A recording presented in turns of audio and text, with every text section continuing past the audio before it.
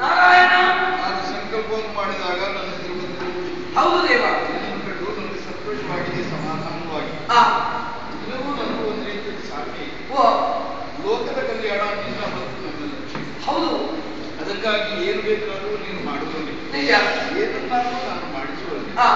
ಪ್ರಕೃತ ಪರಿಸ್ಥಿತಿಯಲ್ಲಿ ಲೋಕ ಕಲ್ಯಾಣಕರವಾದಂತಹ ನಾರಾಯಣ ಮಾತ್ರ ಅಲ್ಲ, ತ್ರಿಮೂರ್ತಿಗಳು ಅಸ್ತಿತ್ವವನ್ನು ಕಳೆದುಕೊಳ್ಳುವ ಅಪಾಯ ನಿಜ. ವಿಪುಲ ಅಟ್ಟಹಾಸ ಅಧಿಕವಾಗಿದೆ. ಹೌದು.